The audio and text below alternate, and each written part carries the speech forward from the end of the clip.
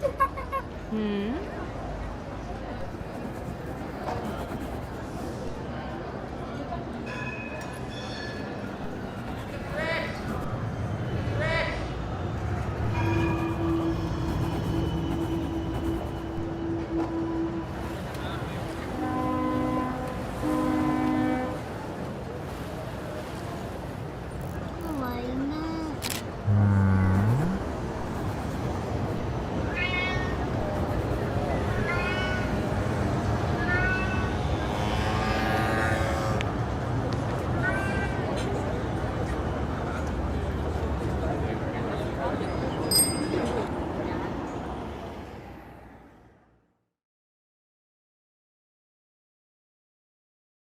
Good evening and welcome to the British Library.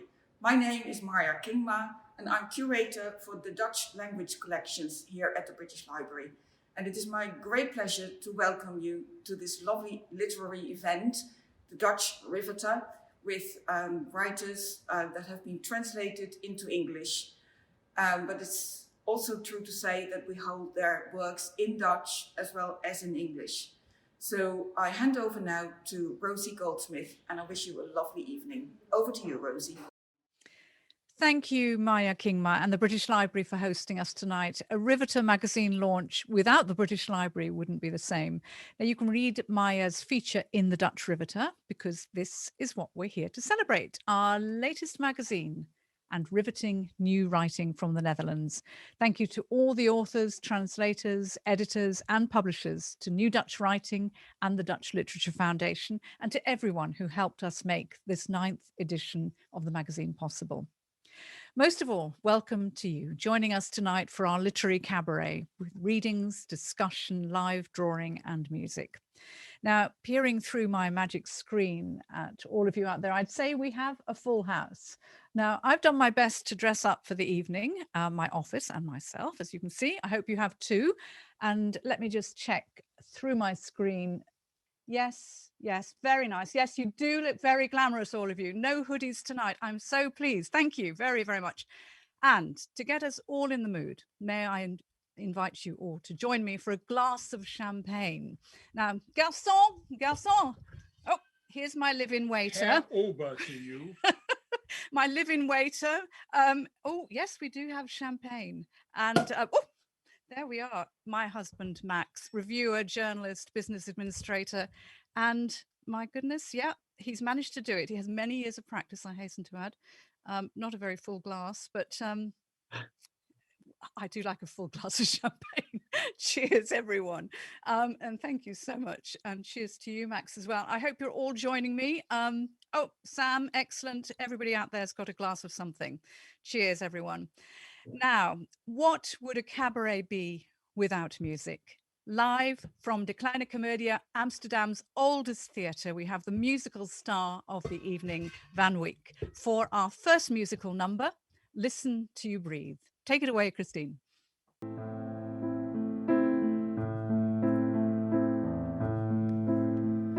a wandering man, I'm a wayward girl. The gun in your hand don't scare me off. No, I like the heat from the flames that you throw, brushing my skin, willing me on. And one day you'll be mine to keep. Now rest my head on your chest, listen to you breathe.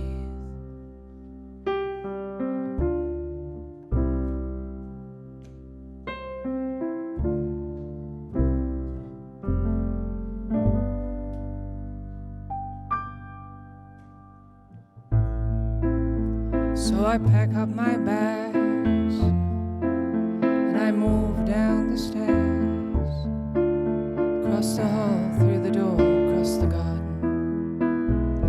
climb the fence into the forest. It's dark, but I know where to go. I feel my way through it. My feet are strong, they'll carry on. My hands able, I'll reach them out and watch them catch them falling stars.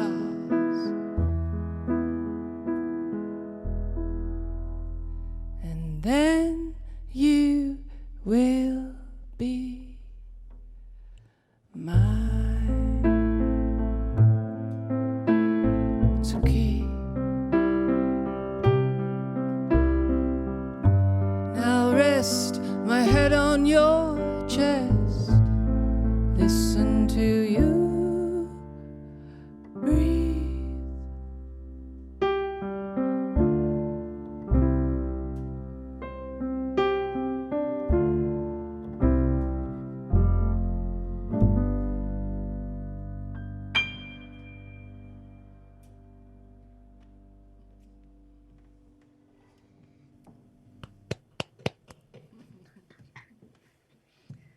Christine, that was fantastic. Can you hear me? I can hear you. Can you hear was- me? Yeah. Yeah, absolutely amazing. How wonderful to hear live music again. Thank And- you. Yeah. Introduce me to your band. Yes. So on the left we have bass player and also the producer of my albums, my 3 albums. That's Rijer Zwart, and that's Mr. Bond at the piano. It's Paul Bond. Not James, but Paul. Paul Bond. Yeah, Paul. Well, it'll do. Yeah. That's just fantastic. What is it like to be playing live again? I mean, it's the first time since lockdown for you.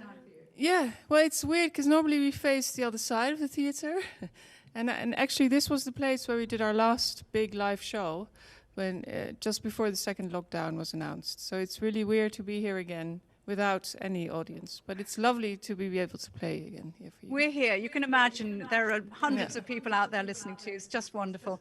Now, you've been very busy during lockdown, though, because you have produced an album. So tell us a little bit about your music. Well, we released 2 albums before. I think now we've released 3 albums in 3 years, and we were planning on doing another album when the lockdown happened.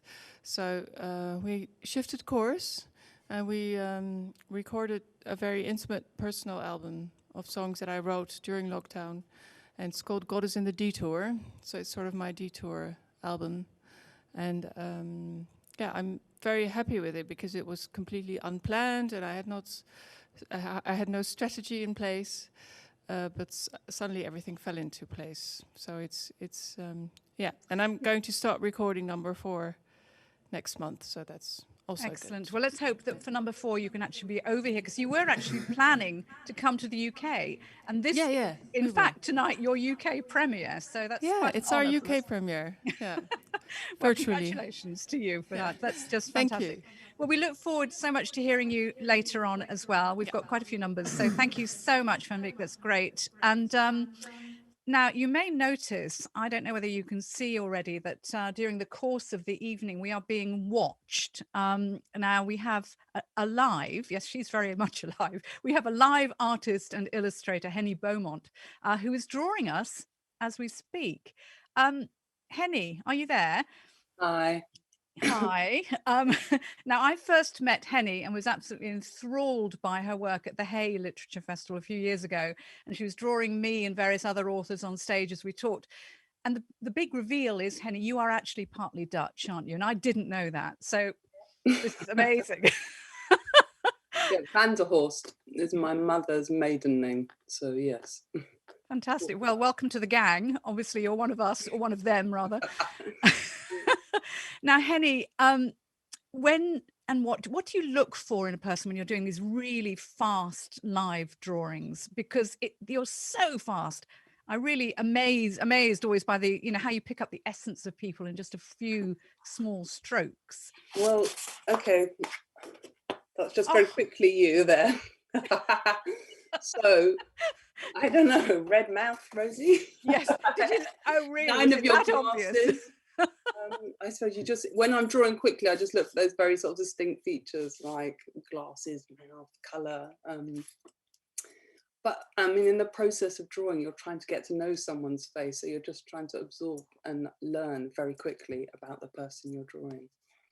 Yeah. Well, that's quite a skill, I must say. Now, do you just draw for literary events? Tell us what else, where else can we see your work? No, I draw political cartoons which appear in the Guardian. I've written a graphic novel, Hole in the Heart. I've illustrated a children's book with Afua Hirsch about Brenda Hale.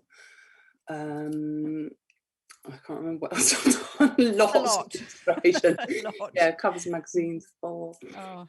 Yeah. Well, that's great. There's so much of you out there, and we get to have you all to ourselves this evening, which is wonderful. Now, Henny will be sketching and observing us all evening, and we'll check in with her as we go along.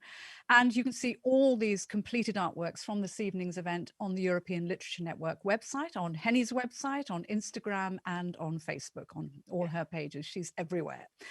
Now, design and illustration are incredibly important to us at the European Literature Network. And if you just look at our beautiful cover here, this was actually illustrated by the Dutch artist Josef Joren, and I really want to thank him so much. It's a wonderful cover. And you can receive your free copy of the Riveter magazine in print or online, and details at the end of the evening. Now, as editor-in-chief of the Riveter and director of the European Literature Network, I do believe in celebrating the good things in life, and our magazines belong to that category. And thankfully, the Dutch agree in celebrating. Our first ever Dutch-UK literary cabaret took place in 2014, and it was called High Impact Literature from the Low Countries.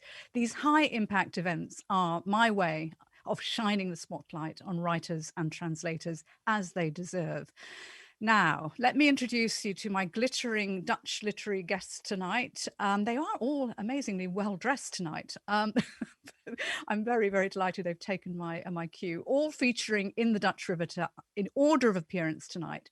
Sam Garrett in brown, yes, there. Simone Atangana Bekono and Karin Amatmoekrim and Jaap Robin.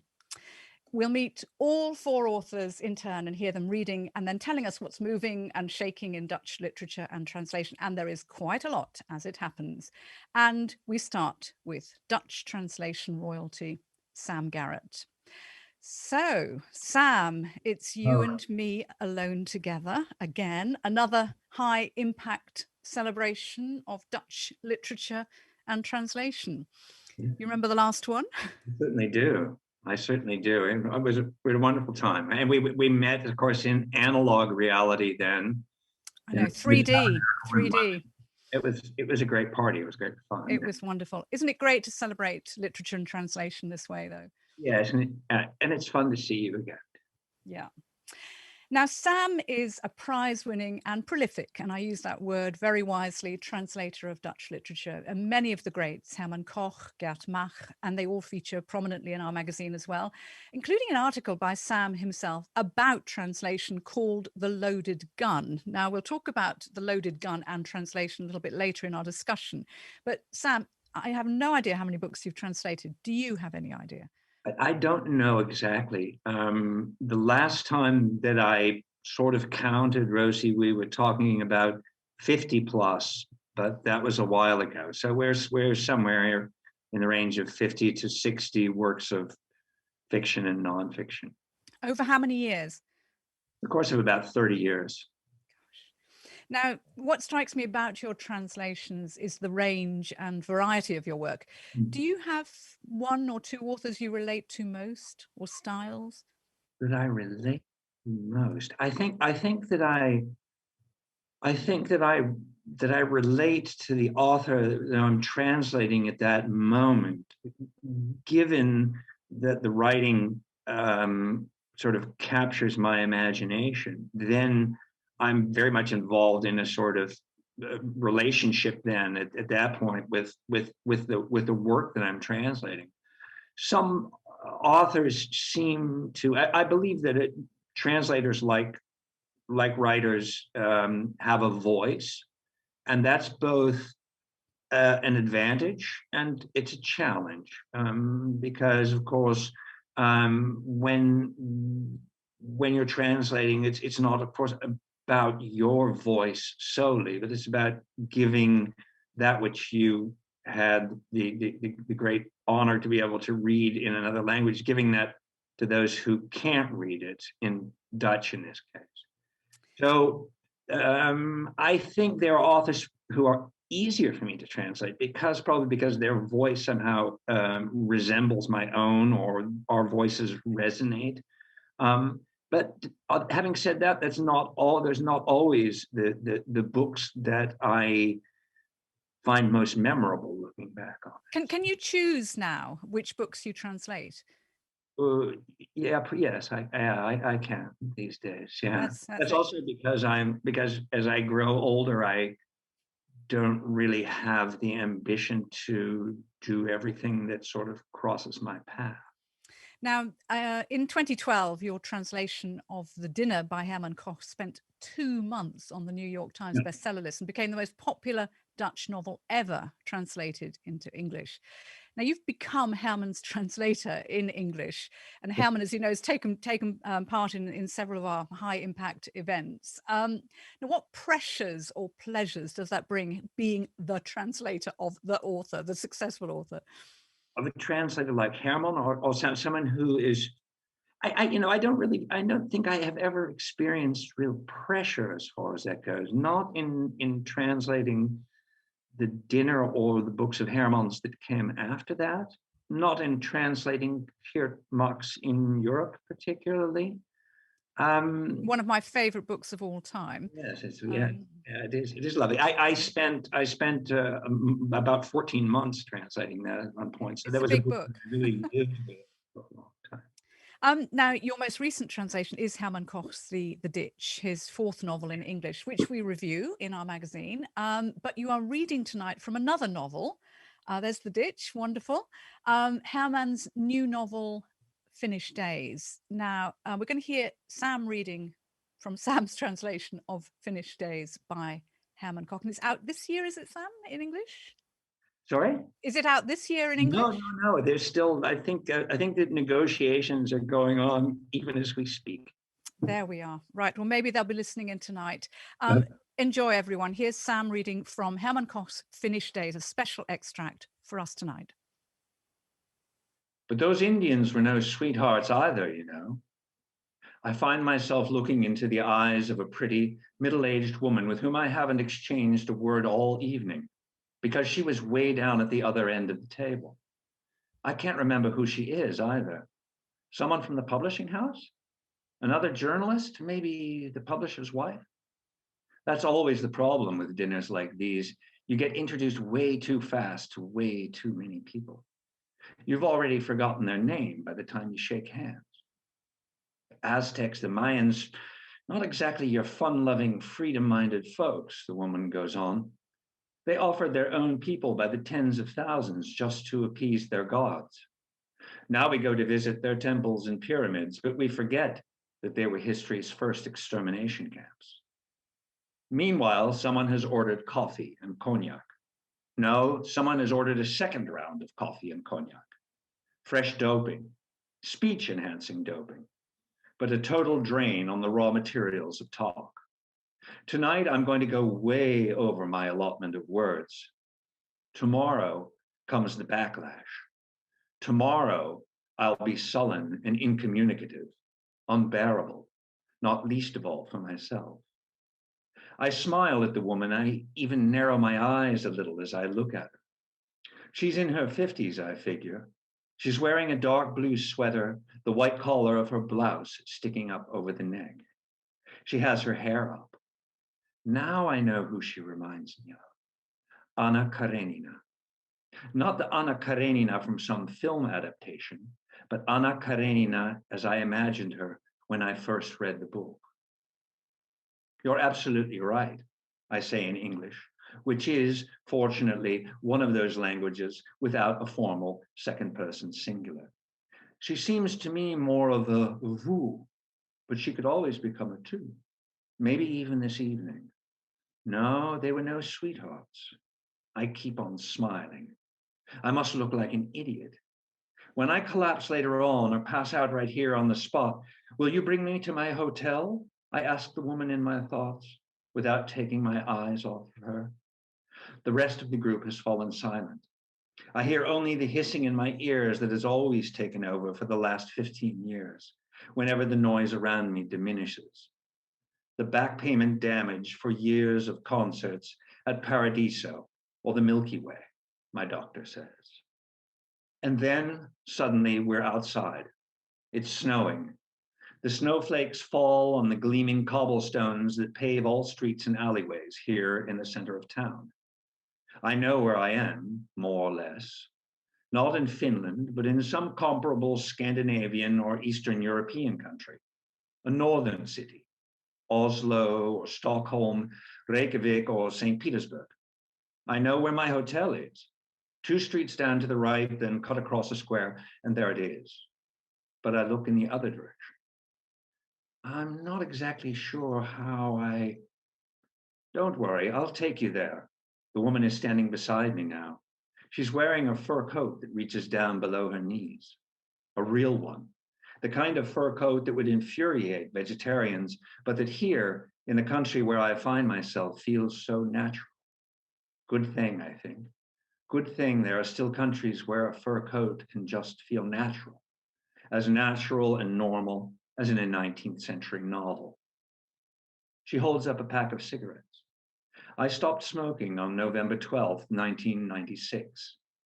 I take one. She lights it for me, then lights her own. The first drag has the same effect as that first drag in the schoolyard, back behind the bicycle shed. I feel like I need to grab something to keep from keeling over, and my hand touches her fur coat for a moment. But wait, I start. Who are you? You. I gesture vaguely at the group around us, all of them already saying their goodbyes. I'm your publisher, Herman, she says. That is to say, I own the publishing house. I keep an eye on the bookkeeping, and my husband does the authors. I'm grateful to him for that because I'd never have the patience for it myself. Here outside, in her fur coat, she looks even more like Anna Karenina than she did inside. Now she reminds me even more of the first Anna Karenina I ever saw. That was a long time ago, in 1973, in Finland.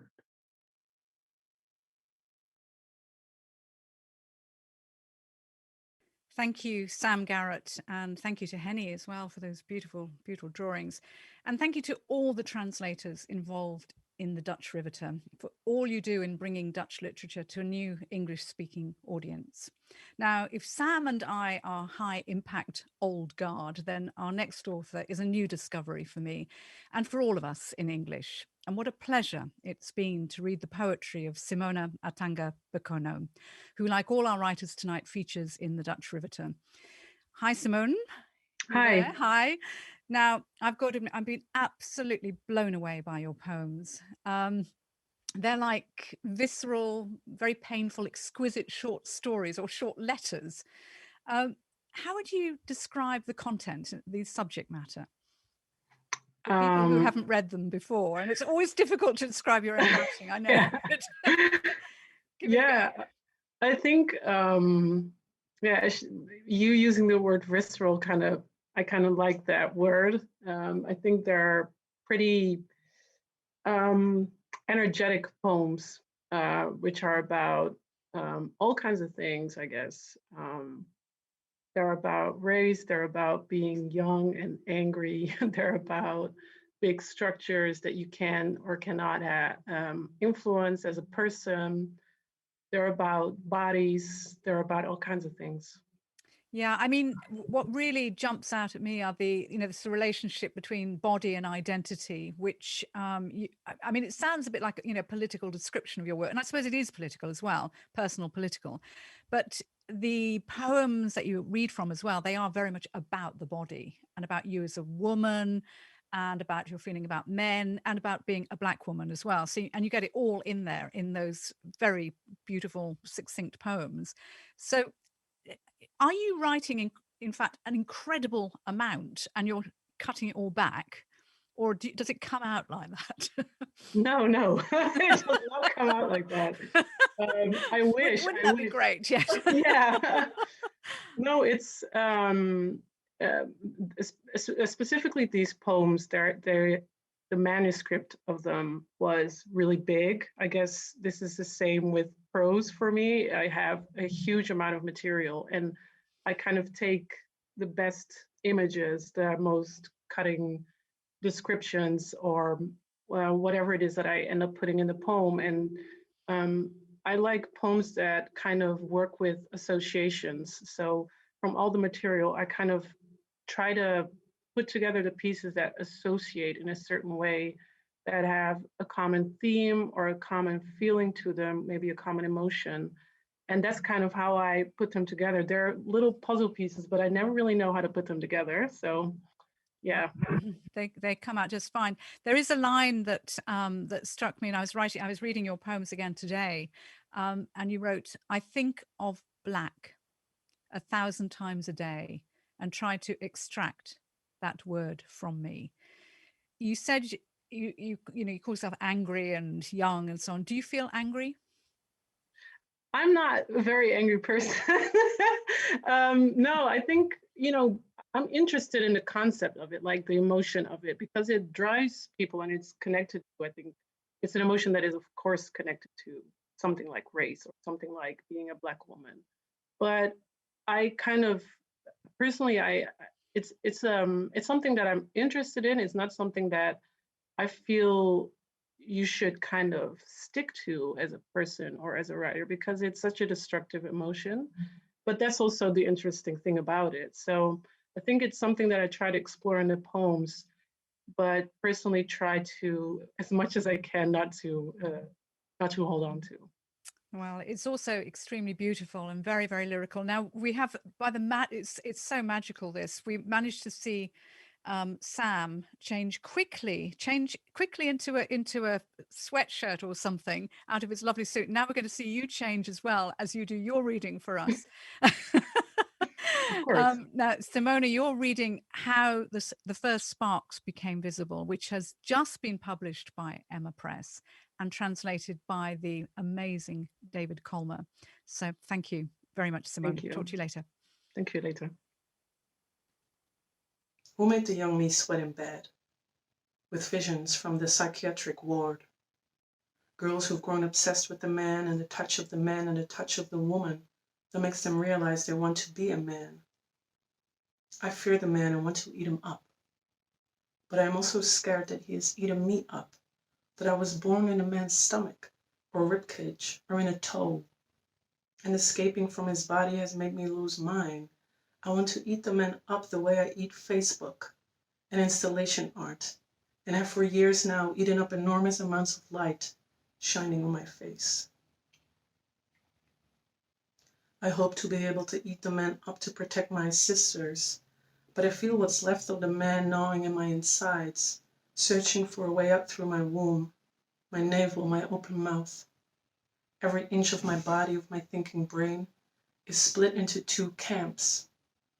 I am a single mustache hair fallen onto the chin after an attempt at union, and the attempt at union has failed. Only my silhouette seems right. I will wash down the drain of the shower, or I will crumble. I will drown or suffocate in a woolen jumper, removed to facilitate copulation. Meanwhile, I search for electricity pylons to hang out my shrunken body, charge it, fuse it together, because my body is more than just one body. I require a state of being that will make me superfluous and all-powerful. I want to build a corridor that leads nowhere and lock all of my bodies up in it, so they won't harm themselves or each other, so they will be present as a single whole, without context to confirm it. Billions of cancer cells that have established themselves in my father, established themselves in my mother. Billions of cancer cells that have established themselves in me, waiting for the right moment, silent in a waiting room. All my poems are quiet and still. My poems have been smeared on the side of the bed. My poems are not poems. I am a puddle of blood seeping through a carpet that tries to turn systems into words. The systems asked, "What can you do now you know?" And I was quiet, deciding to go on holiday. 3. I wrote a poem about myself. I wrote 5 versions of myself that were male, broken, disembodied, and confused.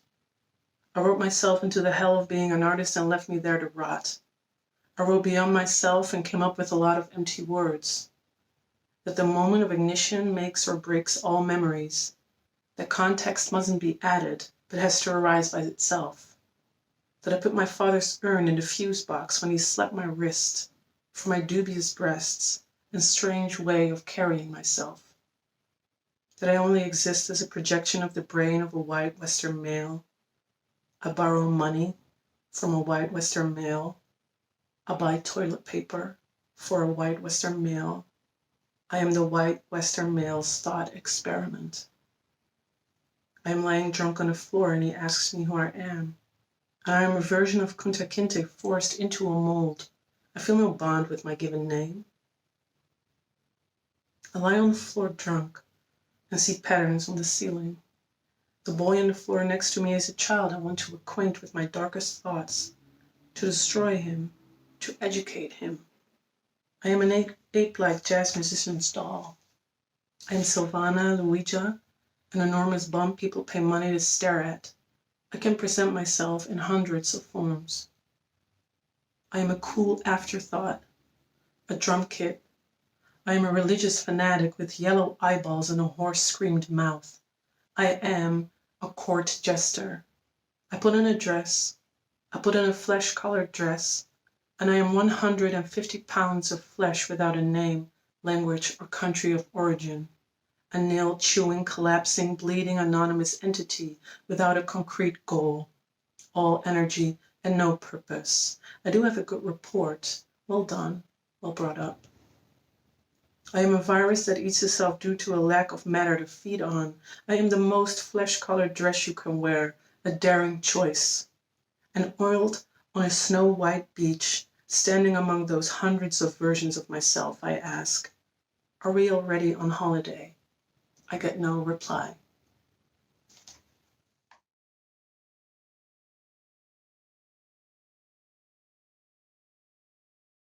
Thank you so much, Simone Atangana Bekono.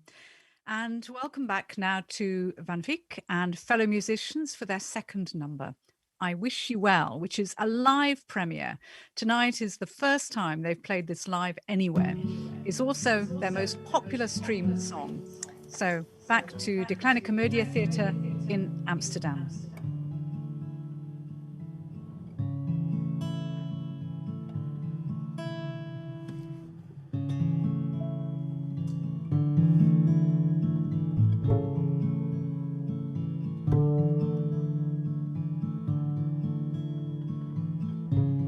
Sure sounds funny when you say it out loud. How you really don't want me to stay around.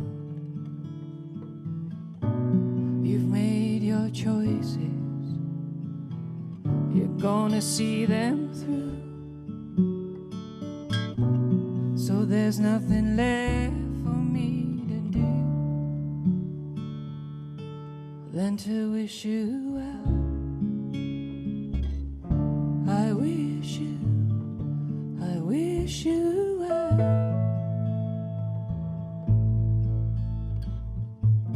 And I wish you well.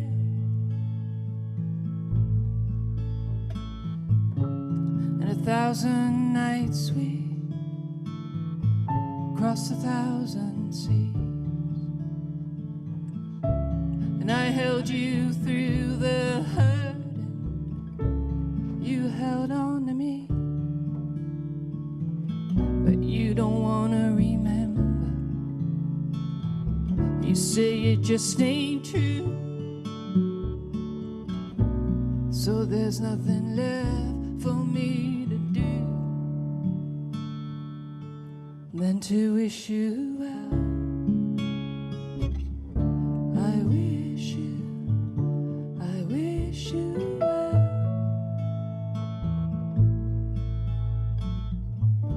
And I wish you well.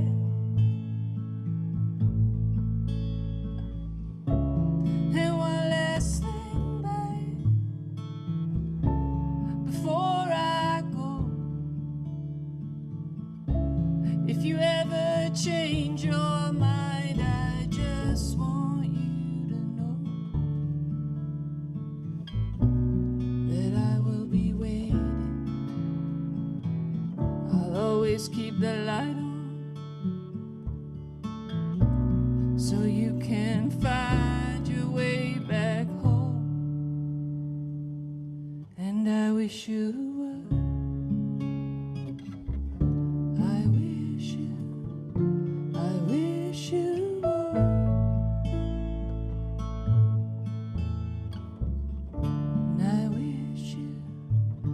I wish you would.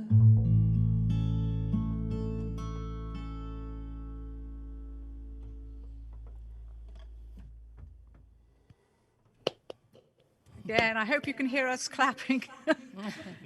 Fantastic. Absolutely beautiful. What a pleasure. Now I can see that, Henny, you are drawing away there. The songs are obviously not long enough for you to... I've got the other ones. Oh, let's have a look at what you've been doing. So That's fantastic. That was Simona and Sam. So it's starting with Sam and Simona. Fantastic. Gorgeous. And then the three, shot kept changing, so I was like, it's all very quick, I know, but it's absolutely extraordinary. I don't know how you do it. But anyway, well done. We will continue to pop in and see how you're doing. And we have another author for you now as well.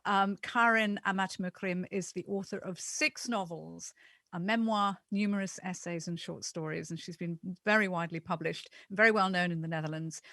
Now, dear Karin, you're there.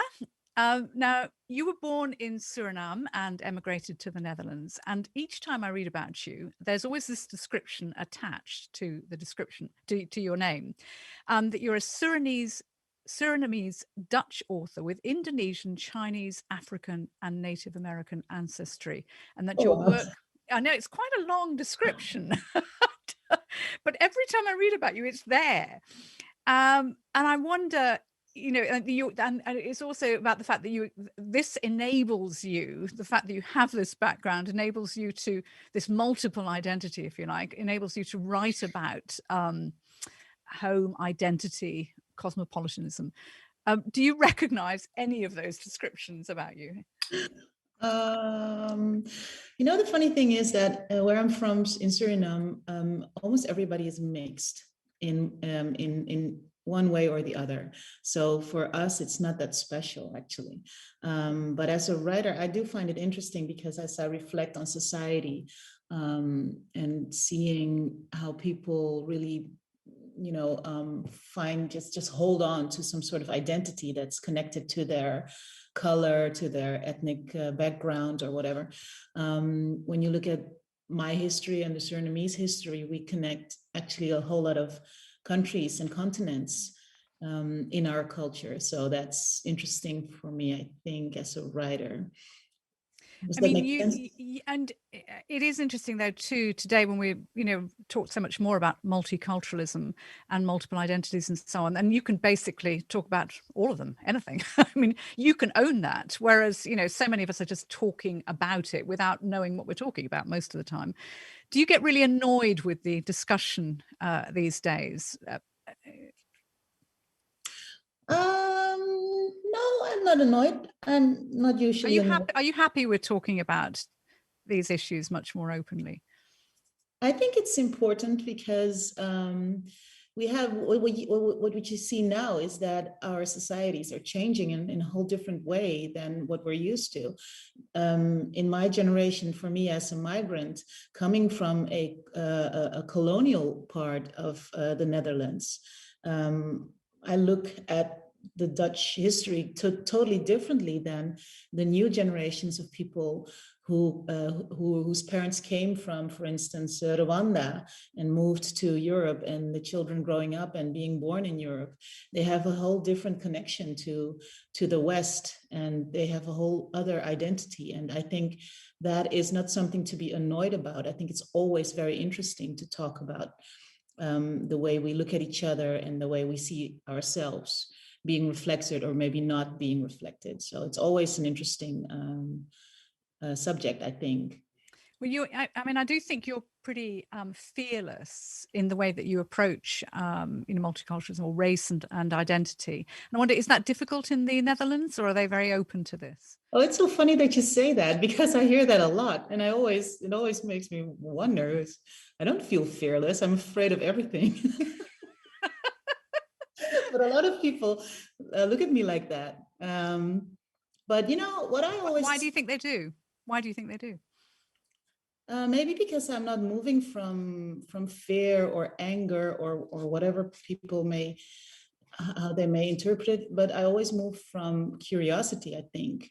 And I don't think that's something to be afraid about. I have questions, and if someone else doesn't answer them, I go out and try to answer them myself. Well, I think both our countries are looking very much now at, post-colonial identities, and we have a big section from you, Karin, in our magazine, in the Dutch Riveter. In fact, we have 3 items connected with you, and one of them is about post-colonial Dutch literature and the writer Anil Ramdas. And we'll talk a little bit more about that later. But there's a wonderful extract as well from Badal, which is a novel, I think, by Anil Ramdas. And we also, though, and that's what you're going to read from tonight, we have an extract from your memoir. But I want to know, is it a memoir or is it a novel? It's a memoir. It's a memoir. And it's called Unless the Father. And it's about you discovering who your real father is. And you were very young, weren't you, when you discovered that the father you thought was your father was not your father.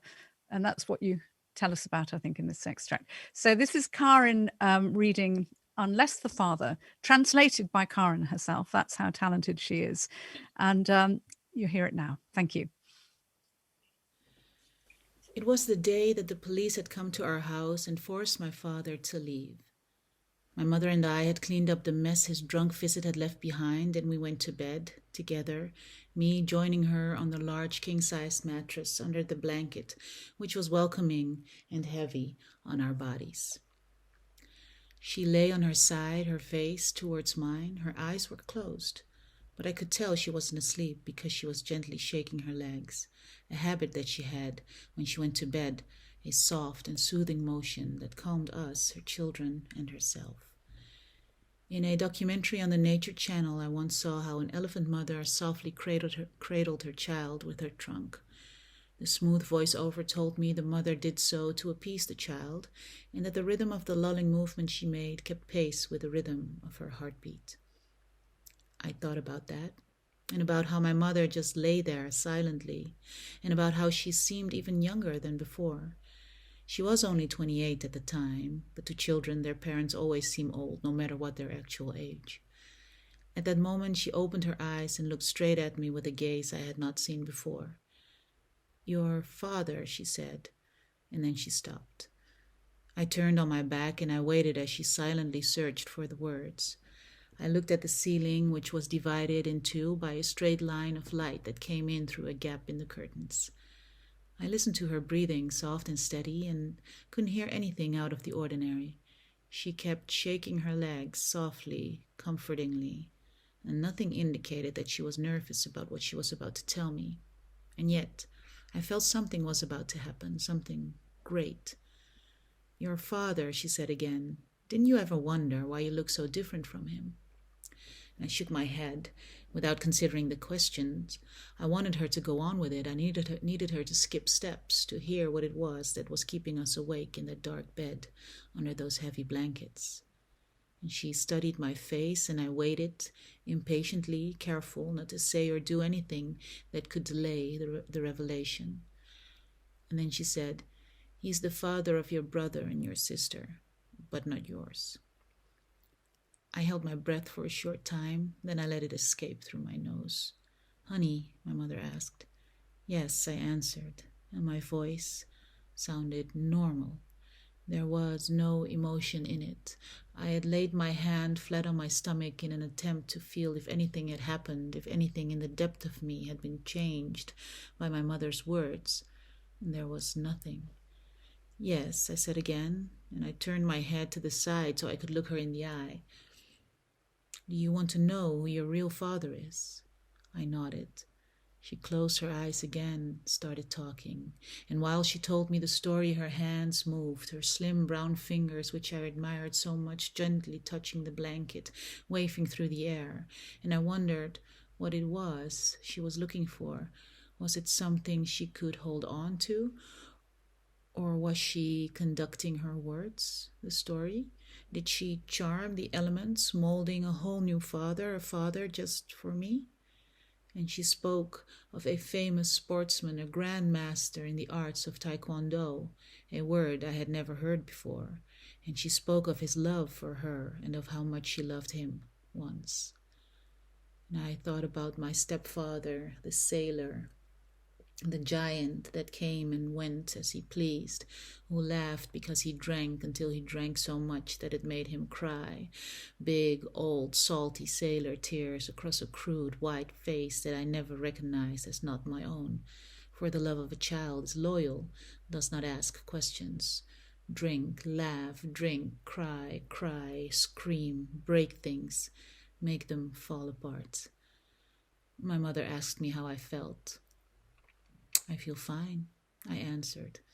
I laid my hand on my stomach again, tried to feel something, somewhere deep down, but distinct, existent. There was a sense of relief. Thank you very much. Beautiful. Thank you so much to Karin.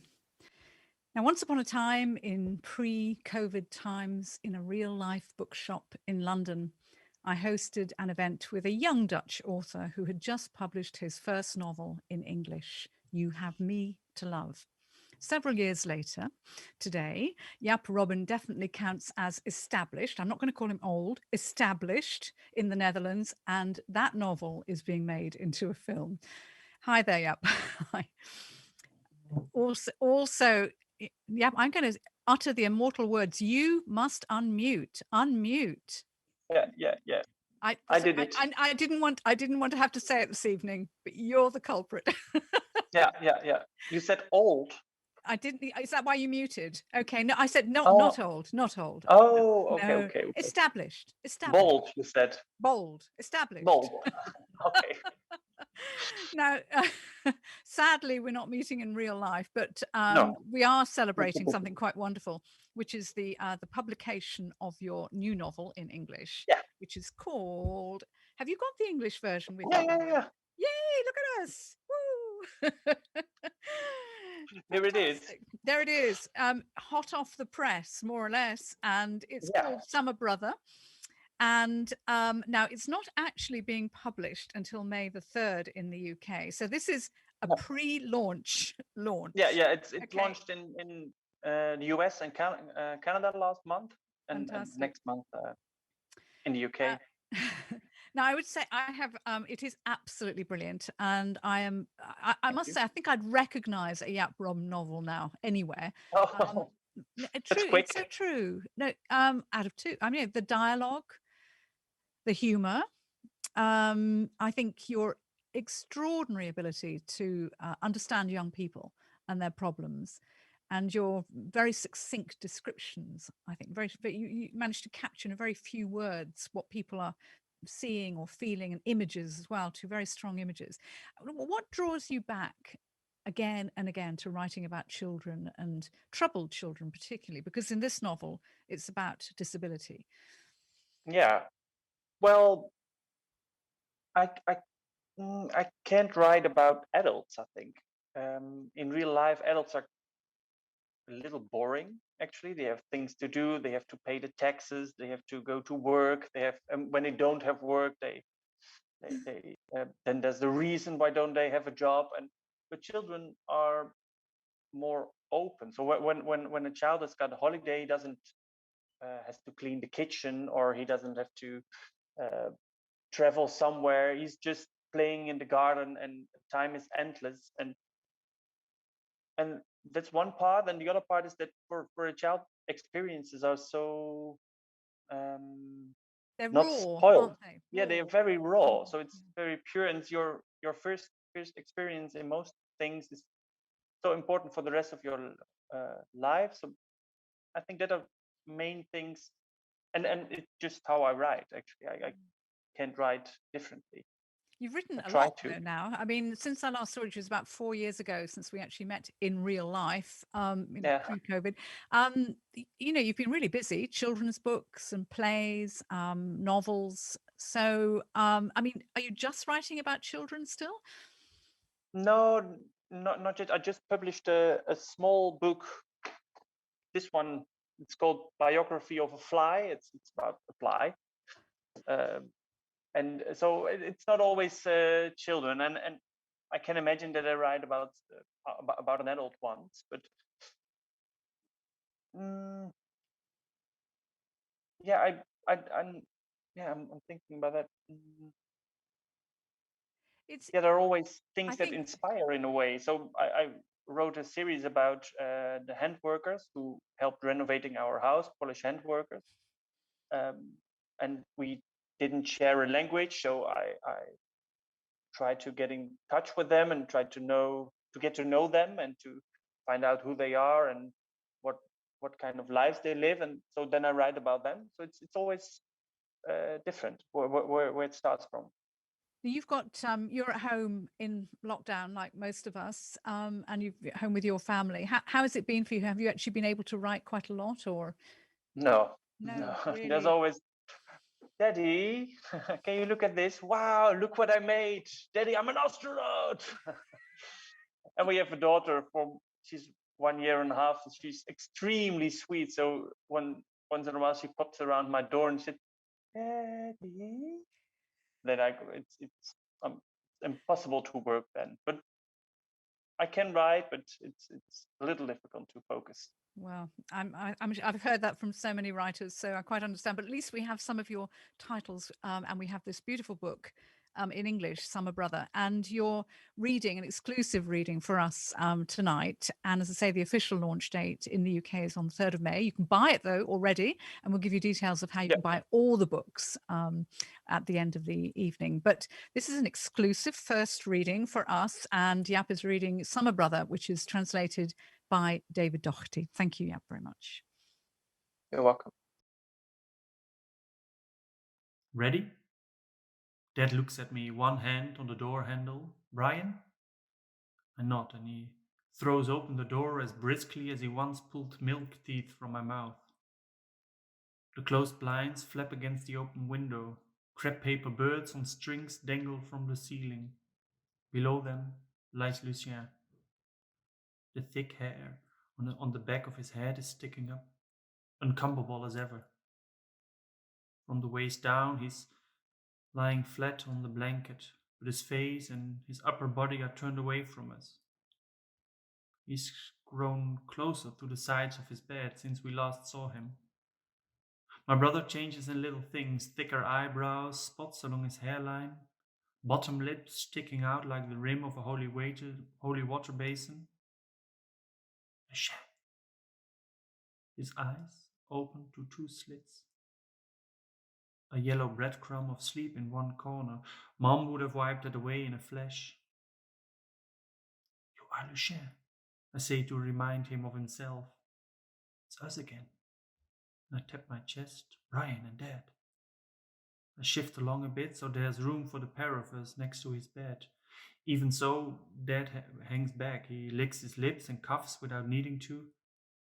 I take another step so he can stand beside me. I'm fine where I am, he says, and nudges my hand with the chocolate egg.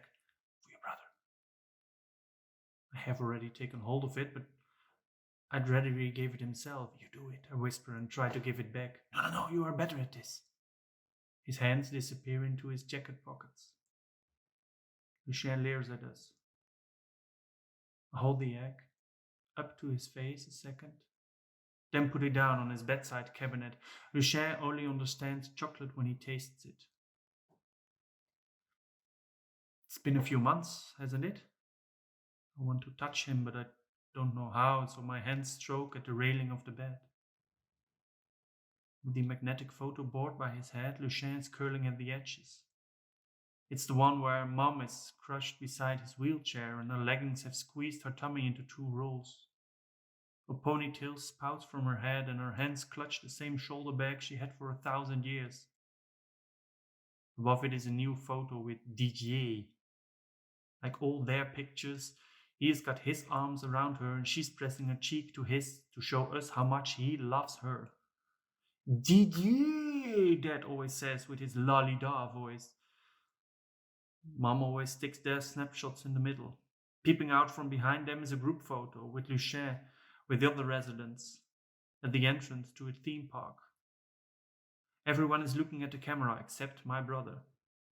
The only photo of him smiling is the one where a stranger's hands are holding a guinea pig to his cheek. I am down in the right-hand corner with the magnet half over my face. It's the photo Mom had at the little window in her purse.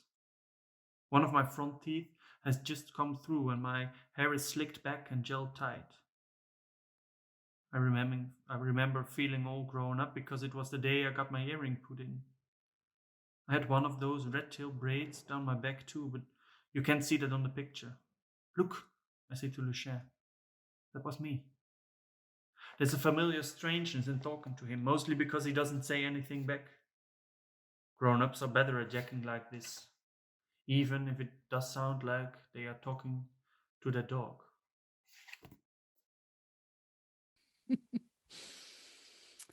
Fantastic, and very funny as well too. And that's published by World Editions. So thank you so much to Jaap, Robin, and to all the authors. And they'll return in a few minutes for a live panel discussion. So let's have another musical number live from Amsterdam, live from VanWyck in Amsterdam. And this number is We Do Not Speak.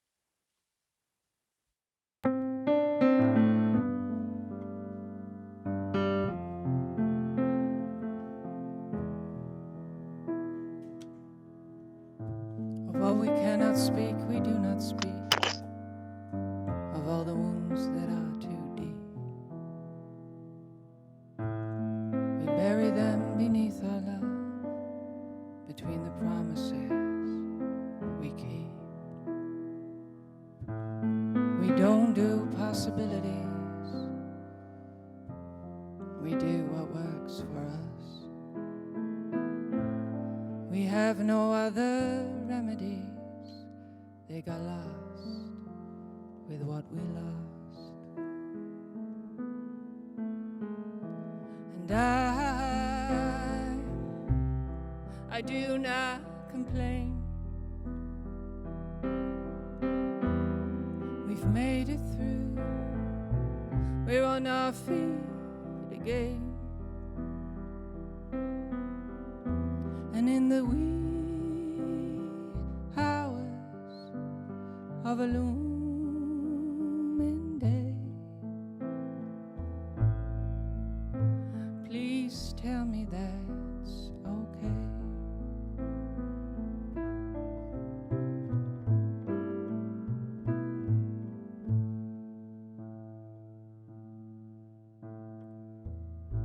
The wind picks up a plastic bag, blows it up against the fence. It lingers there and then falls back again. Someone kicks it as they pass. Was I guilty? Was I innocent? Was I a victim or a thief? Did I steal your dirty memories? Did I cleanse them with my grief? And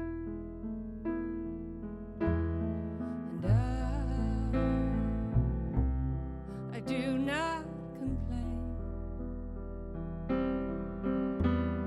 We've made it through, we're on our feet again. And in the wee hours of a looming day, please tell me that's okay.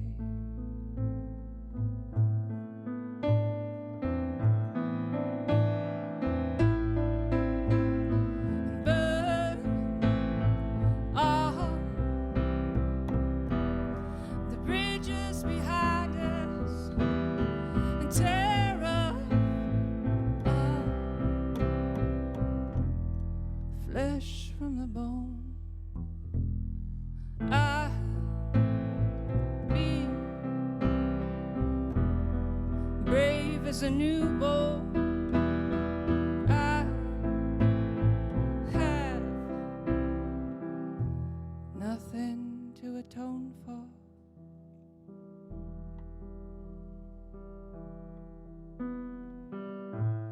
Of what we cannot speak, we do not speak. Of all the wounds that are too deep, we bury them beneath our love, between the promises we keep.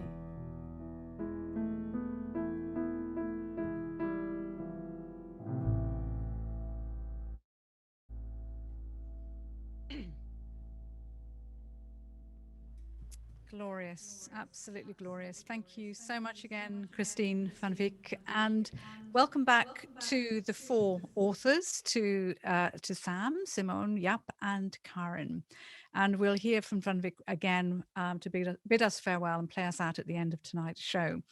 Now, you may be aware or may not that today are the Dutch elections, but I would say forget the Dutch elections. Let's talk about what really matters in the world. Dutch literature, language, and that all-important topical translation issue. And there is a very important translation issue which we will get to.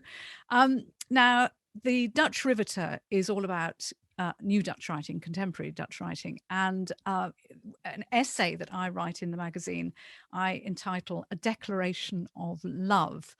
And I do think that how we feel about a country deeply affects how we feel about its literature. And when I was 11 and we took our first family holiday in the Netherlands, I wrote, "I do so love the Dutch," when I was 11.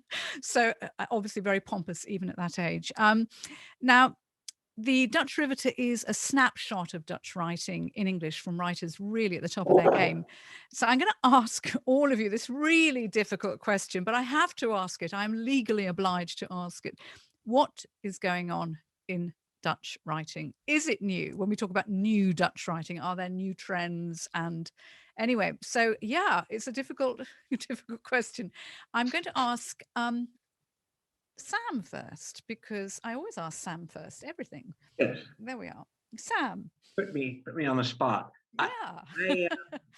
What's new in Dutch writing is really what I think that the answer to, at least the partial answer, is right here with us on the screen right now. I think also people like Karin and Simone are also what's sort of coming up, bubbling sort of in Dutch literature as well. I think that the change has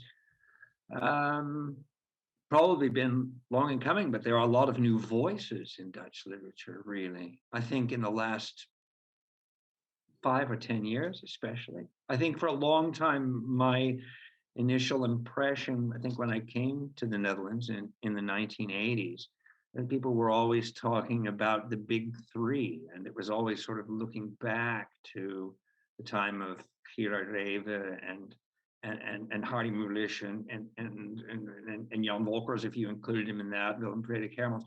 And that's changing now. People, I think, are saying, well, that's done. That's we've had that. We've been there.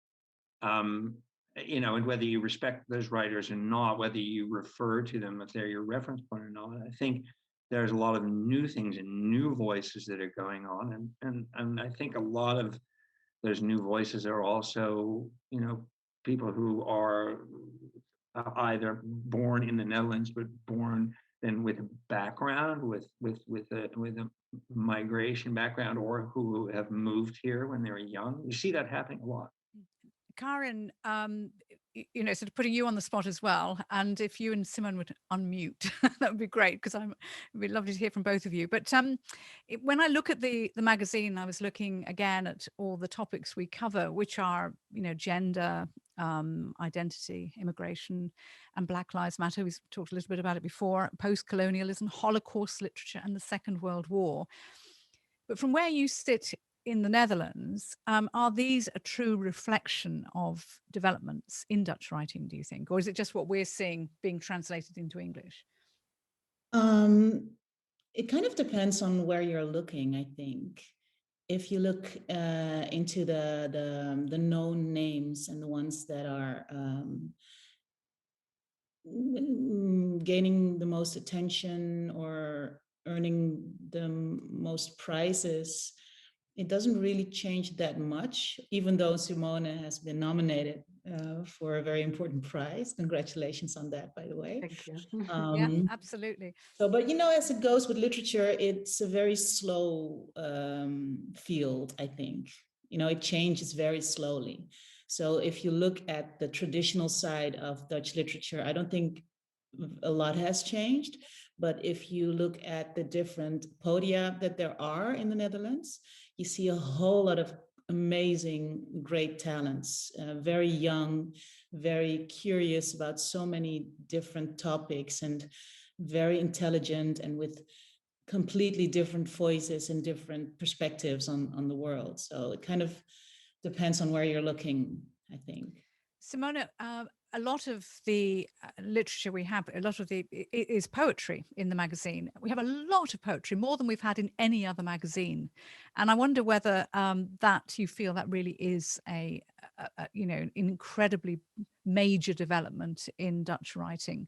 I mean, the Dutch have always loved poetry. They had so many festivals and publish a lot of it as well. What do you think? Yeah, no, I think you're quite right. I think that poetry, what I experienced when I published the poetry book was that I personally hadn't realized how far it goes. Like, you can perform with your work in all sorts of places all over the world, from South Africa to Turkey, just with a couple of poems, and you meet, because of that, a very international group of people that you are that you're also connected to, maybe via topic or style or whatever. And I think that is maybe one of the reasons why, especially in Dutch language poetry, there is so much development and so many new voices emerging, and a lot of experiment, but also a lot of I think in a period when I was writing the poems, I was also kind of looking for these voices that were really also, I guess in a way, also politically engaged. And I found those specifically in poetry, which I found very interesting. Young people who are very committed to writing about what they were seeing going on around them. And that was really great, yeah. Do you think there's more political engagement in poetry than there is in prose? I mean, you're writing prose as well, I know. We've talked about your poetry, but I know you're also writing prose. I think maybe it's an easier form to express it sometimes, because I do think that that because of the form, and because it's not, I think maybe in when you write prose, there's it's easier to fall into this kind of trap of, I don't know if it's a word, pamphletism, I guess. And because of the form somehow, and I think with poetry, it's easier to switch between big themes, the personal, and still keep that sort of the possibility of experiment. So maybe I don't know, maybe that is because of although it's interesting because Karin, you write so much about I mean, an issue which we've covered so much in this country in the last few months. It's been, I think, one of the big issues of the whole pandemic period is post-colonialism, Black Lives Matter, and so on too. I mean, that's and in prose. And you've I just wonder, to what extent is Dutch literature possibly more open than we are in the UK to that? I don't think we're that much more open, to be honest. But I think it's an assumption that's not that's not so true. Yeah, I agree with you. Tell me what you think. Yeah. Do you think? Well, go ahead. I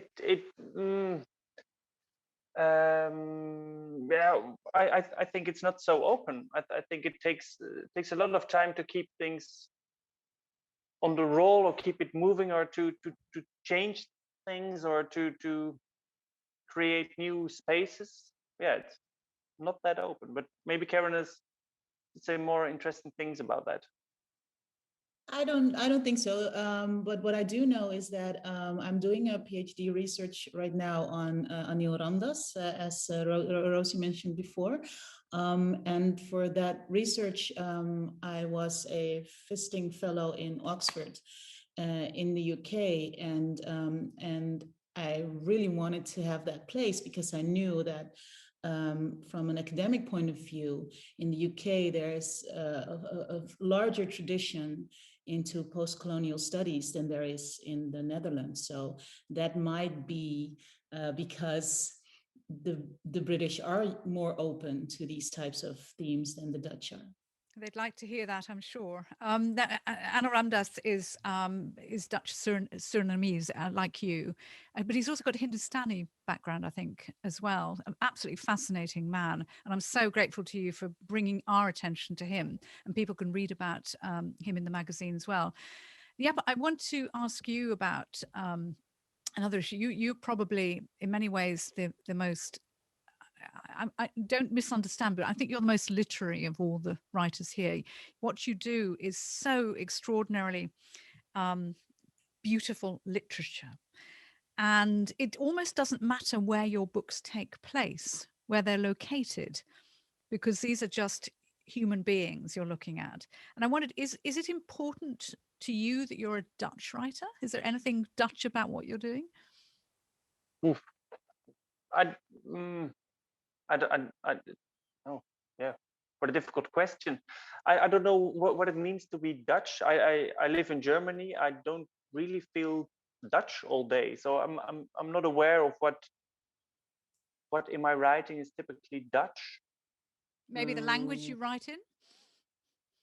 Yeah, of course, but I don't know what that means to where I write about. When I write, for me, is writing is a social experiment, and maybe that's something Dutch. But I don't have a really clear answer on that. The thing I think that is, dare I even presume to to try and summarize what might be Dutch about your writing, is that you have a really Dutch sense of humor.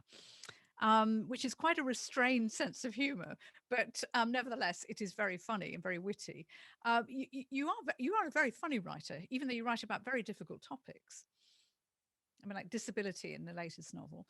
Yeah. What's your question? No, I'm just saying, how important is I suppose, is there any aspect of Dutchness in your writing that you recognize? But also in the landscape, it's not in the Netherlands. So my first novel is located between Scotland and Norway, and my second novel is located in northeast of France. So well, maybe, for me, maybe landscape is very. Maybe that's the point. I mean, when I was reading Herman Koch, I always thought actually it could take place anywhere. Herman's books are very, global, such as your books are very global. And I wonder whether that is something also that's happened to literature too. It's something that Sam, I think, has talked about before, is how Dutch literature has become just a little bit more international, less sort of introverted. Do you think that's true? I always watched, my son has got an atlas from the whole world, and he likes to watch in it, and every evening we watch at another country, and he always asks, and where is the Netherlands? And then I have to point with the tip of my fingernail on the map and say, yeah, that is the Netherlands. It's such a really tiny part of the planet, so there's so much world left except the Netherlands, so that the world is so much bigger than just that really small corner between Belgium and Germany. And well, it is amazing that such a small country produces so much literature, and it seems so many translators. I think I know more Dutch translators than any other language. Than actually Dutch people. Sam, are there more Dutch translators than population? Actually, yeah, I think that's definitely. Yeah, that is true. I think that if we're saying something about Dutch literature become, I don't know whether Dutch literature has become more international. It certainly has gained more international attention in recent years, in a decade or two. I think also at the same time, partly there's also what Jaap is saying, that this small country has always had some sort of ambition, some sort of wanderlust kind of thing. Some of the great, even things that I think of from back in the 50s or 60s, that are Dutch literature that are considered classics here, are actually about people who are out traveling and are someplace, not really in their backyard in Utrecht or in Amsterdam or something, but are off in the barrens of Norway on a geological expedition, or a poet like Slauerhoff, who's sort of sailing the high seas. That's all very Dutch, although the location itself isn't in Holland. Somehow that sort of wandering, looking about, because it's a small country, there's an awful lot of foreign around it, and I think maybe that's part of. It's interesting because one of the features, our guest editor in the magazine is Geert, our wonderful friend Geert, and he writes about the fact that he doesn't think the Dutch know who they are. Which, there you are. You're actually, telling me exactly that's what's happening. You don't know. That's a quite good description, I think. We also don't really have a kitchen. You can't go to a Dutch restaurant. There isn't a Dutch restaurant.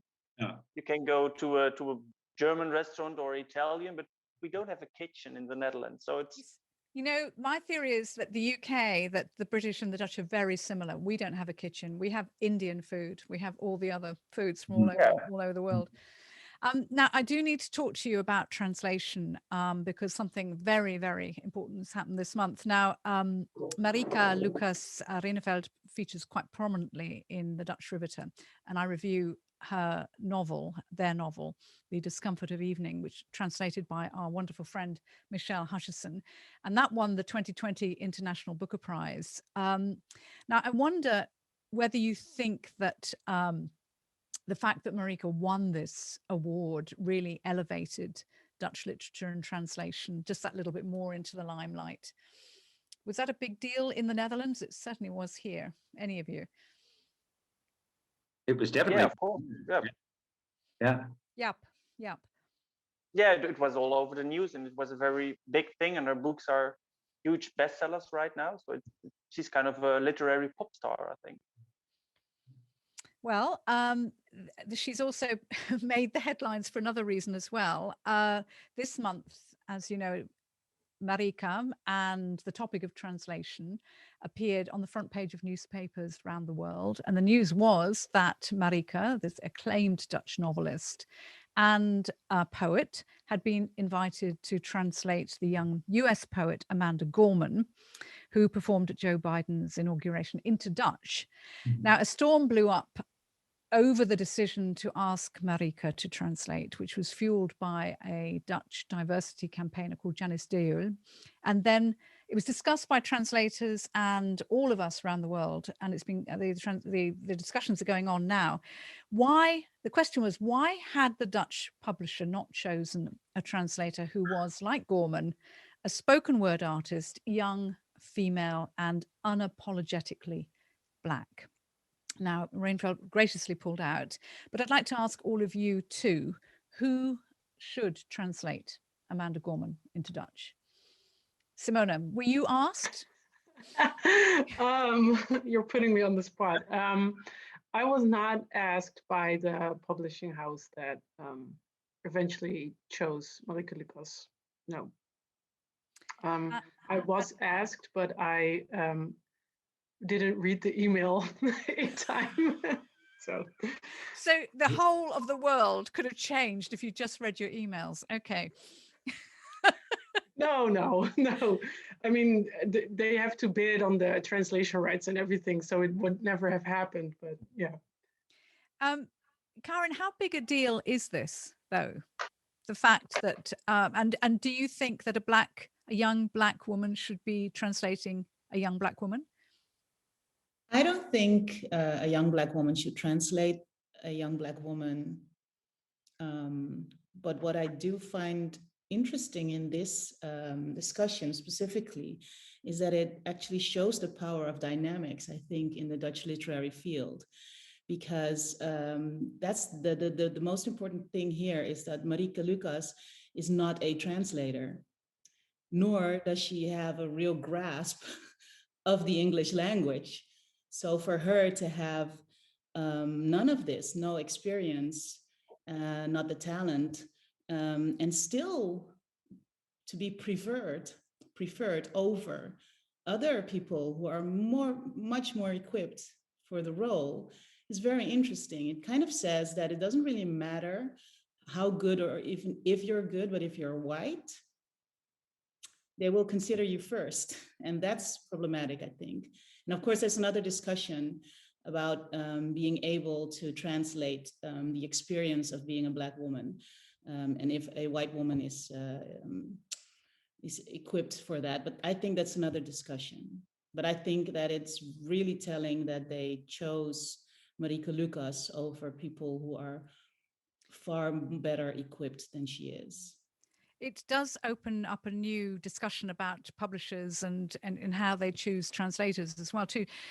Sam, as the translator, I need to know your view. What is your pronouncement on this? I think I welcome the discussion. I think it's a discussion that needs to be carried on. And I often think then in the context that it's just too bad in the course of the discussion that people jump to conclusions so quickly. It's a discussion that needs to be carried out and needs to go on and on and on and on and on, because it's complicated and there are subtleties involved. And the things what Karin said as well, I think is perfectly true. And in combination with what Jaap just mentioned, after the Man Booker International, then you have a writer who's in fact a pop star in Holland. And yeah, when you have something like the poem that was read at the inauguration of the President of the United States, and you give it to someone, you can give it to the pop star as a commercial consideration, certainly. And actually, Rijneveld's reaction then afterwards, I thought was wonderful. They both said, yes, I understand what's going on here, and responded in the form of a poem. And I thought, that's exactly what needs to happen. That was so gracious, wasn't it? And yes, the poem was in form, and it was right then somehow. I think an interesting thing too, when we're talking about the dynamics in Holland, is I was, I figured we would be talking about this evening too. And I'm thinking about my own experience as a translator and looking around, and translation, at least in Holland, and I don't have a lot of reference outside of Holland, but it is also very much a sort of a bastion of whiteness. Very few translators, literary translators, then professional literary translations of color in the Netherlands, either working from Dutch into other languages or other languages into Dutch. It would be interesting to know how that works in other countries, whether that's the same thing. But I've also, not just my own impression, but I also talked to some people who were even sort of in a better position to have an overview of that. And they said, yeah, Sam, that's pretty much right. It's a funny thing. And but even the fact that then I stopped to think about that, or other people stop to think about how does this fit? Do we reflect sort of, the demographics of the country we live in? If we don't, why don't we? Is it that translation is just not, interesting then to young people who are kind of getting into literature now? What it is, I don't know, but the fact that we ask the questions, that we wonder about it, maybe even that we worry about it a little bit, I think that's good, as long as we don't jump to conclusions. Absolutely. Yeah, I think it's, if I can add something to that, it's very interesting that you said that, Sam, because this could have been a chance to put a few people, one of the very talented people, into the limelight. Instead, they chose this. They chose this translator who is not a translator, and then containing and protecting, in a way, the institutions that are not traditionally open to marginalized groups, right? So I think that's very problematic. And there are a lot of people who are very capable and very good, I think, to translate Gorman. So just to throw out some names, I mean, you can think about Bob Schons. I think she could do a great job. Or I don't know if she translates my baby Ratna Fabias, who is a very acclaimed poet in Holland. So, and that's just from the tip of my head. I mean, you know, there's so many people out there. And then, but then again, those are not people that we know as translators, but they may be then, you know, poets or spoken word artists, anything. But all of that would, you know, it would be preferable to saying, let's go for the big name. Let's, you know, just that was the thing that kind of felt funny about it, was that it's going for the right translator. I mean, if I just think of Jaap, just to bring you in at the end, we've got to finish the discussion, sadly. But Jaap, your translator, David Doherty, he is so perfect for your novels, and I wondered how that process happened. Did you? Who chose David to translate Jaap Robben? The publisher did that. So they I don't know why they chose him, but he's really good. Yeah, he's got a great feeling and touch for my language, and you can always get a feeling with your translator when he sends you the question, when he finished the translation, and then the questions pop up. And I don't have one prepared, but they are always really sharp, and I always feel really naked when you finish the translation. He always points at some parts of the book, and I think, yeah, you're right. And well, a really good translator is always a really good reader. Yeah. Oh, wow. On that absolutely brilliant note, I have to, and thank you for that. Yeah, and thank you to all of you so much. It's been an absolute pleasure. And thank you for your contributions also to the Riveter. So thank you, Sam Garrett, and Jaap Robben, and Simone Atangana Bekono, and Karin Amatmoekrim. Thank you very, very much indeed. And Henny, where are you? Thank you to Henny. Let's see what you've been up to while we've been talking. Oh my. That's just fantastic. How's it been the last hour and a half or so? Have we been good subjects for you? Yeah. You're exhausted. Yeah, quite intense. It's really interesting listening as well, actually. Fascinating discussion. So good. Well, taking you back to your Dutch heritage. Thank you, Henny, so much. I look forward to seeing all the drawings on our website, on your Instagram and Facebook and everything. Thank you very, very much indeed.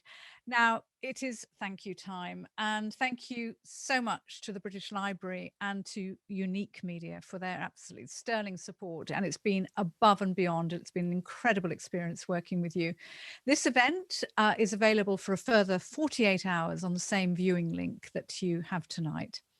Thank you to New Dutch Writing and the Dutch Literature Foundation, who funded this event, and the Riveter magazine. Lucette, Barbara, Victor, Martin, Dusty, you are the best. Thank you with all my heart, especially to the European Literature Network and my team, to West Camel, Anna Blazak, Max Easterman, also for supplying the champagne for this evening. My own cost, by the way, I'll hasten to add, and to Rosie Eyre and Alice Banks, our interns, who are just fantastic literary translators themselves. Now, all the information about the authors, their books and the magazines are on our website, as well as Henny's artwork. And I just want to point out, on Monday, the 22nd of March, next Monday, we launch a month-long crowdfunding campaign to support the European Literature Network. It may be hard to believe, with all that we produce and organize, that we have no grants or regular funding. So if you believe in what we do, please donate and support us. Thank you to all of you out there who worked on the Dutch Riveter, who've given us your time and your work for free very often. We appreciate it very, very much indeed. And if you look at the British Library event page, you'll see the tab at the top for books. It says books on the top right of the screen. so that you can buy all the books we mentioned tonight, and many of those featured in the Dutch Riveter, from our dedicated bookshop.org independent bookshop page. And you can access your free copy of the Dutch Riveter, launched tonight, via the link below the video feed on the event page, and of course also from the European Literature Network website. Now, this whole event has been a beautiful multimedia achievement, and I'm raising my final glass of champagne, a bit smeared with lipstick now, to all of you out there on the other side of the screen there, and to all lovers of Dutch literature and culture all over the world. Thank you for being with us tonight. And as my namesake, Rosie the Riveter, always says, we can do it, even online. So cheers, everyone. Now, a final treat, a final musical number from VanWyck, Reert and Paul Bond.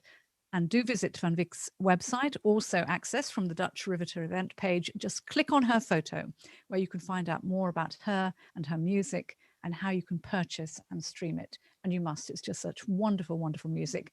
Now, to say goodbye and to play us out, it's back to De Kleine Comedie Theatre in Amsterdam live, back to the one and only Christian Ola and her musicians performing Carolina's Anatomy. Thank you, Christine, so much. Thank you, everyone.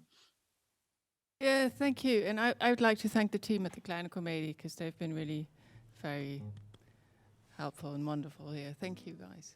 And this song is actually called Caroline's Anatomy. So...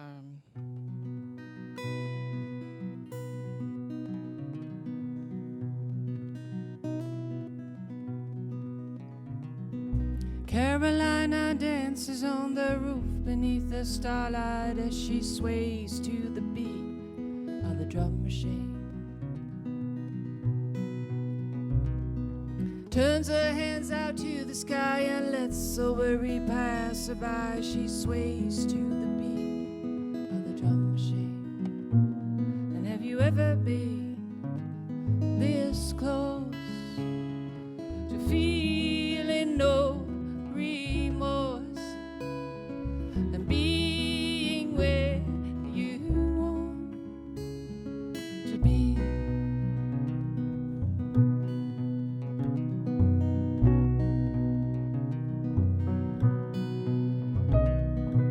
Carolina smiles and opens her eyes as she sways to the beat of the drum machine. Turns her shoulders bare and tosses her hair, and it sways to the beat of the drum machine. And have you ever been this close to feeling no remorse and being where you want to be?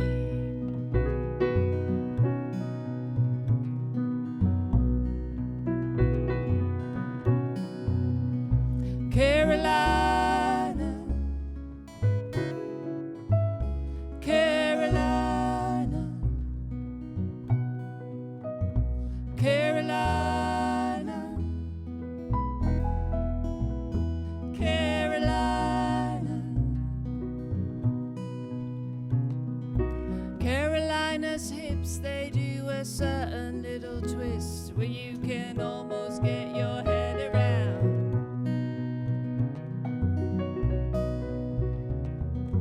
Lets the twirling legs move along the edge to where the music is not that loud. And have you ever been this close to feeling no remorse and being where you want to be?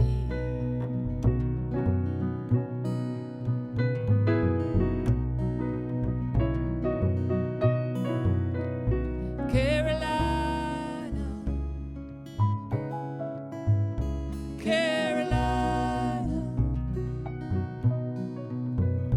Carolina.